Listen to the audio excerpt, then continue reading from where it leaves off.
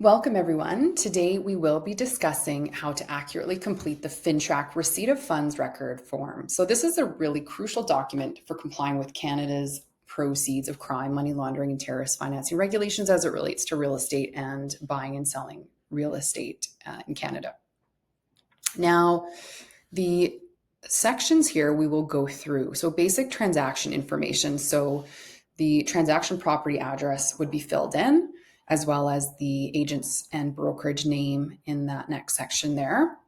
If we scroll down to section B, information of funds, this would be the amount of funds. You'd specify the total amount of funds received, the currency of the funds, and the date of receipt of funds. Type of funds received would be checked off, and each brokerage would have their own policy on what funds they do accept. The options are check, certified check, cash, bank draft, e-transfer, wire transfer, and other. The method of receipt would be to check how the funds were received. Was it in person, by mail, electronically, or other? What was the purpose of these funds? An example, deposit for purchase of home. So for funds not in Canadian dollars, you would have to specify the exchange rate and the source of exchange rate there. The second section here would be if there was an additional deposit or other deposits here could be mentioned. And we go on to the second page, which is account related information. First section is if the brokerage has any reference numbers that associates the deposit with the purchase would go there. 2 is the affected accounts. So if applicable, you would provide details of any accounts affected by the transaction. This includes the account number, the name of account holder, and the type of account. So there can be multiple accounts affected by a transaction, and they are all expected to be listed here.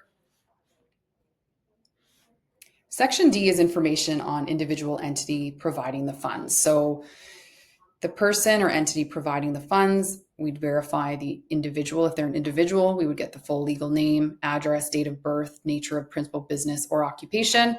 Date information was verified would be listed here. Verification methods. So federal, provincial, territorial government issued photo ID. So we'd record the type of ID, driver's license, passport, other, the document identifier number that's on there, issuing jurisdiction, country, and the document expiry would be listed there. Also ensuring that the expiry date is not expired.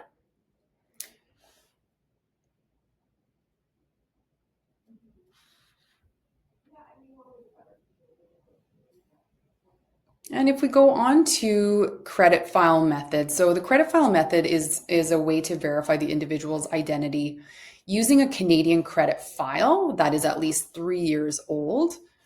The dual ID process method, these we don't use as much, but it's there. So this is when you use 2 independent sources to verify the individual's identity.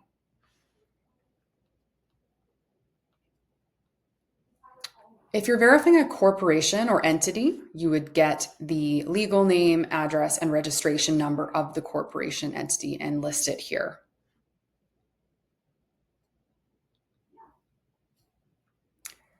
You would complete one of the sections D2.1 or D2.2, depending on whether the entity is providing the funds is a corporation or other type of entity, where you would collect director information, registration number of the corporation, and document everything as such.